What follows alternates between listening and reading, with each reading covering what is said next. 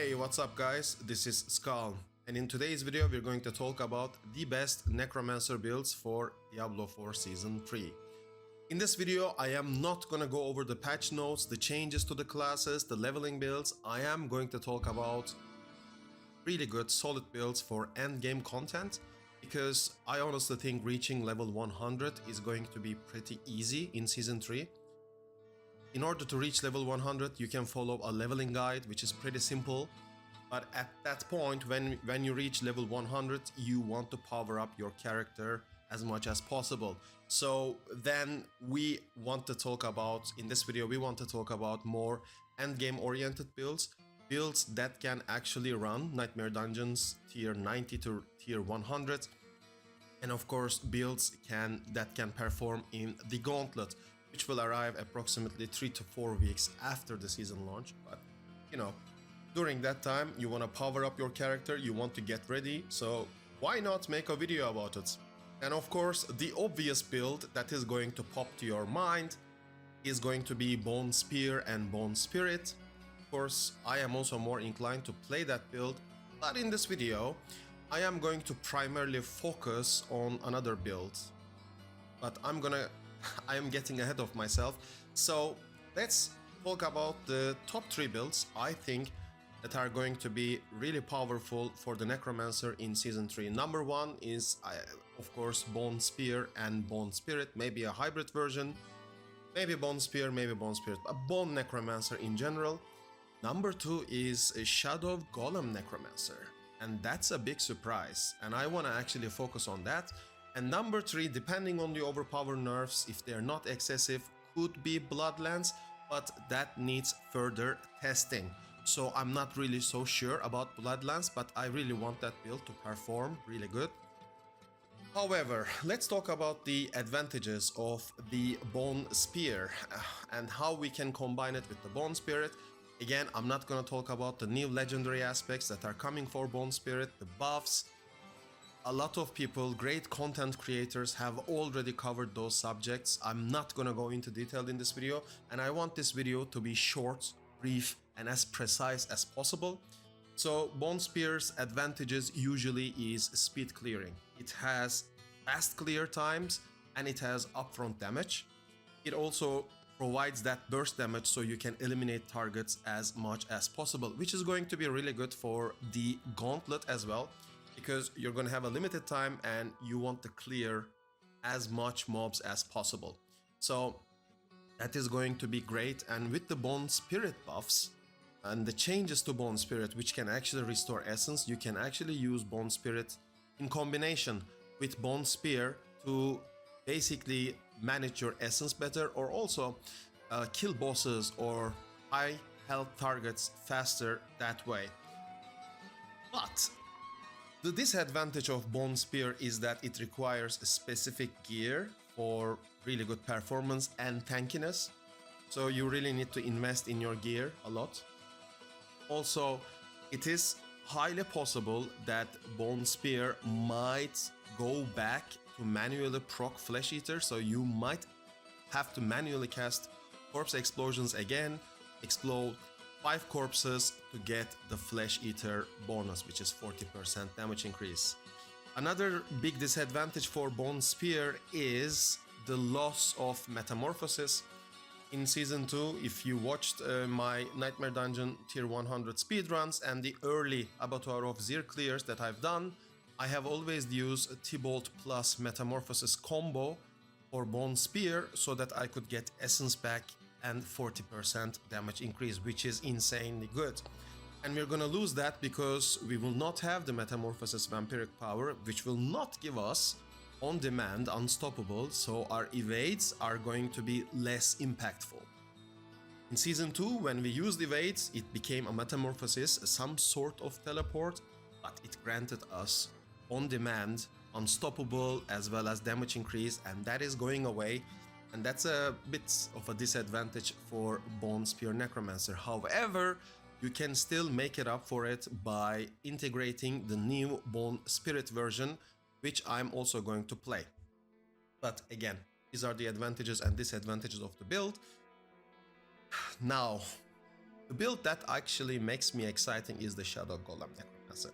So what I did was, there are some great content creators out there who actually play this build, and I watched them, and I have also modified some of their choices, and I've came up with my own version, and I wanted to test it, you know, before Abattoir of Zir was gone for the end of season 2.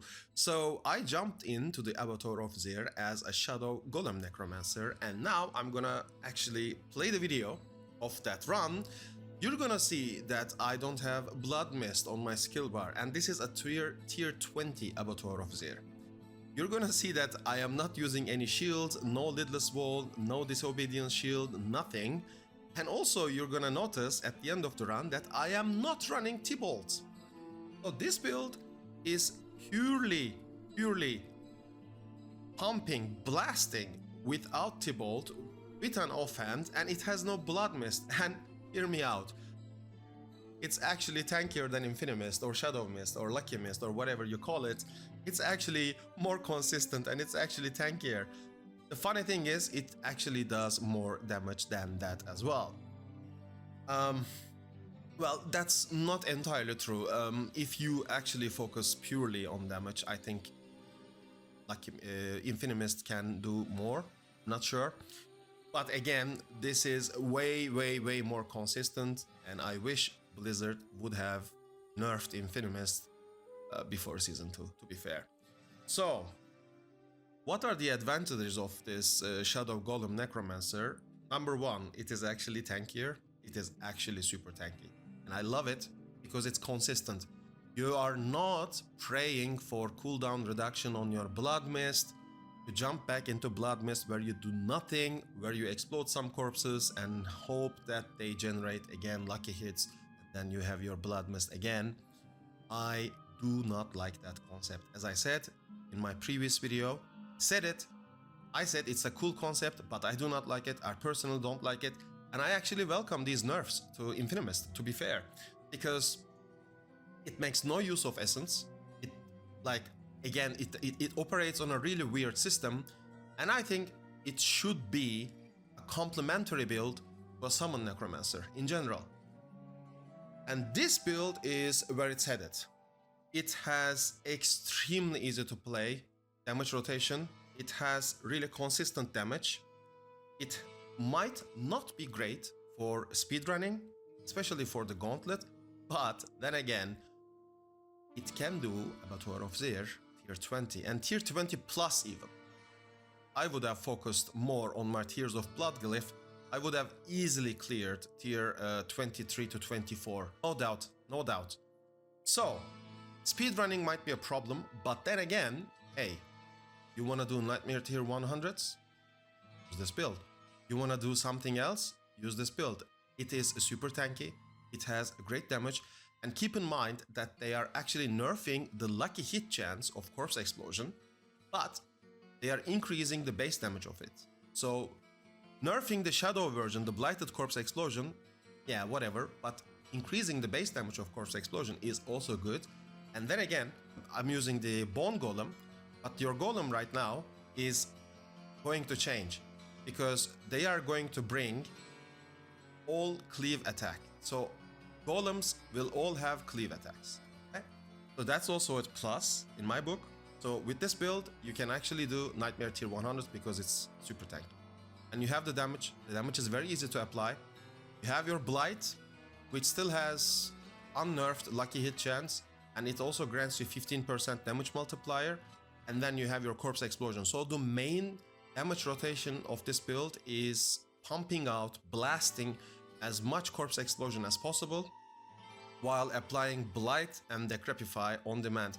And there is another surprise in this build. You do not need lucky hit chance because you don't care about cooldowns anymore. You don't have Blood Mist in this build, so you do not care about lucky hit chance anymore. So again, you might use some lucky hit, but we're not using Abhorrent Decrepify. We're actually using Horrid Decrepify to instantly execute elites and all the mobs around us. Doesn't work against bosses, which is a shame, but it is what it is.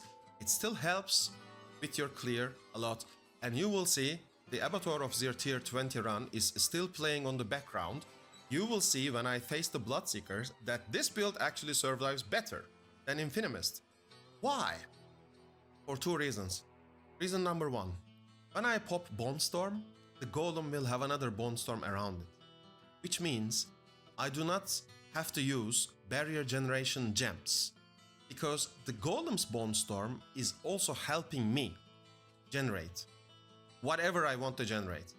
Also, my Bone Storm is also hitting them, so that's number one for survivability. Number two, the build can go up to 7 Paragon boards. In the Abattoir of Zir Tier 20 after the run, I will display my Paragon setup. You will see that I played with 6 boards, but at the end of the season, which is tomorrow, we're gonna lose Tears of Bloodglyph. And when we lose that, we will have a lot of points available for us, which means we can go up to 7 boards with this spec. So maybe I am overhyping this build a little bit, but I think it's a really solid build, and I love to see this kind of consistent gameplay loop for the Necromancer, where you actually use a summon as well, okay? So for the Infinimist, again, cool concept, didn't like it. This version, I love it, it's fantastic.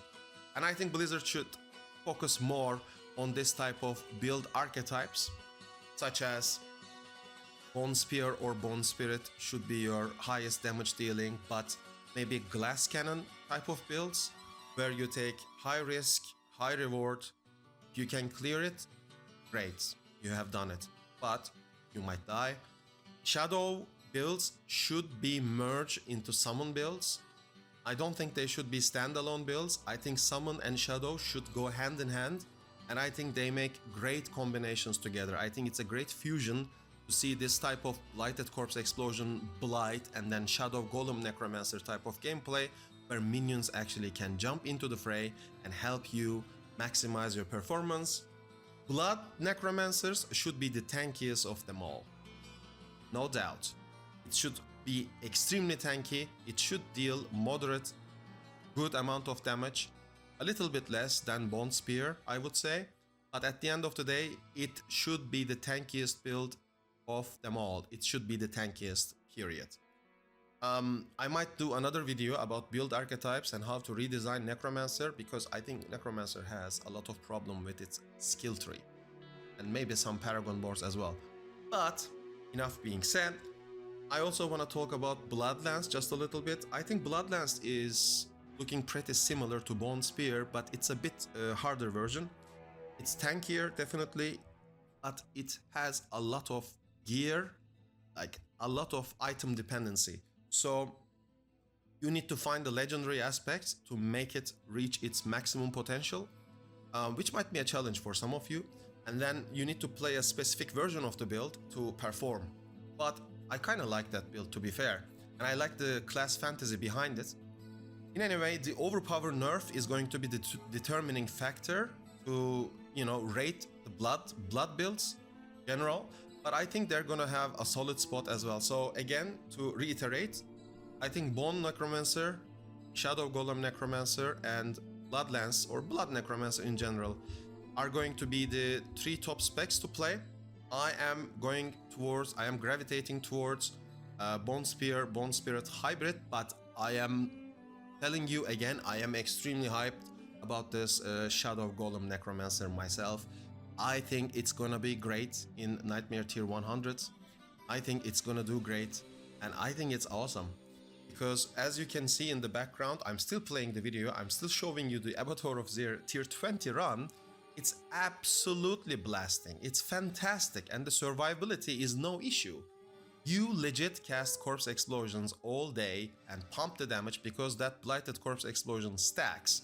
And with those stacks, you can actually deal more damage, because they tick independently of each other with stacks, so you deal the damage. Again, Bone Spear, Bone Spirit builds usually go up to 6 boards, because on the Bone Graft Paragon board, you need to pick a lot of rare and magic nodes for it to function properly. But again, I don't know why I'm hyping over this build so much, but again, this build Shadow Golem Necromancer can go up to 7 boards. And in the Abattoir of Zir, we have seen how important multiplicative damage is, so going up to 7 boards is no joke. It might be required for future content. For the Gauntlet, it's gonna be more speedrun oriented, so my prediction for the Gauntlet is going to be the Bone Necromancer, because if you don't know who I am, I strongly recommend that you check some leaderboards on speedrun.com. I have multiple world rank 1 speedruns in Nightmare tier 100s. I did use Bone Spear for speedrunning content, Nightmare tier 100s. In the Abattoir of Zir, I was world top 3 Necromancer. So pretty much I'm going to compete in Season 3, hopefully, if I can find some time from my real life responsibilities, which I should be. But again, I'm pretty excited. I wanted to talk about these builds. I hope you enjoyed this video. Remember to subscribe, leave a like, leave a comment down below. Let me know what do you think. Let me know what is gonna be your build. I wish you the best of luck for Season 3 and hopefully I'll see you in the next video. Take care.